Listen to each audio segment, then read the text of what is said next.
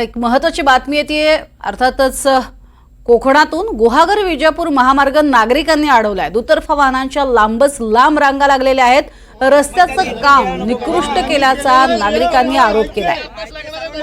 गुहागर विजापूर महामार्ग त्यामुळे नागरिकांनी अडवलाय। दुतर्फा वाहनांच्या लांब रांगा लागलेल्या पाहायला मिळाल्या।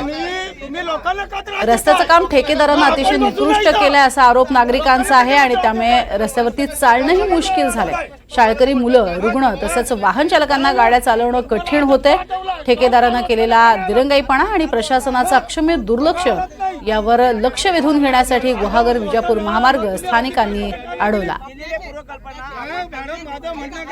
राकेश गुडेकर आमचे प्रतिनिधी सध्या आपल्या सोबत आहेत। राकेश, अतिशय संतप्त झालेल्या अशा या प्रतिक्रिया ज्या आहेत त्या नागरिकांच्या पाहायला मिळत आहेत, काय नेमकं म्हणणं आहे? प्रज्ञा, गुहागर विजापूर मार्गाला लागूनच असणारा रामपूर ते नारद खिरकी हा जो रस्ता आहे त्या रस्त्याचं काम सध्या सुरू आहे।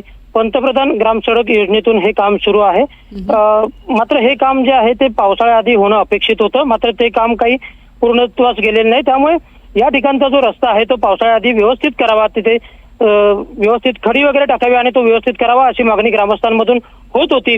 मात्र त्याकडे कुठेतरी दुर्लक्ष करण्यात आल्याचा ग्रामस्थांचा आरोप आहे आणि या रस्त्यावर गेल्या काही दिवसांमध्ये अपघात देखील झालेले होते आणि त्यामुळे संतप्त नागरिकांनी अखेर आपल्या मागणीकडे दुर्लक्ष करण्यात आल्यामुळे आज गुहागर विजापूर मार्ग जो आहे तो या ठिकाणी रोखून धरलेला होता। जवळपास 1 ते 1.5 तास हा सर्व गोंधळ सुरू होता।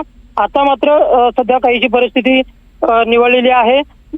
लोक अजूनही तिथेच आहेत। रस्ता व्यवस्थित मात्र सुरू झालेला आहे। मात्र या संपूर्ण रस्ता ग्रामस्थांनी अडवल्यामुळे वाहनांच्या दुतर्फा रांगा लागलेल्या होत्या आणि ग्रामस्थांची सुद्धा मागणी रास्त होती, कारण जे अंतर या गुहागर विजापूर मार्गाला लागून असणाऱ्या या रस्त्याचं काम जे आहे ते व्यवस्थित व्हावं, पावसाळ्याआधी व्यवस्थित व्हावं अशी मागणी ग्रामस्थांची होती। मात्र त्याकडे सातत्याने दुर्लक्ष झाल्यामुळे ग्रामस्थांनी अखेर हे टोकाचं पाऊल आज उचललेलं आहे आणि आता सध्याची जी परिस्थिती तिथली निवडलेली आपल्याला पाहायला मिळते। मात्र ग्रामस्थ सध्या त्याप्रमाणे आक्रमक असलेले आपल्याला पाहायला मिळत आहेत। प्रज्ञा, नक्कीच रस्त्याचं काम तातडीनं व्हावं ही अपेक्षा आहे, कारण येता पावसाळा सुद्धा हा घातक बनू नये ही नागरिकांची अपेक्षा आहे। तुर्तास धन्यवाद राकेश या माहितीसाठी।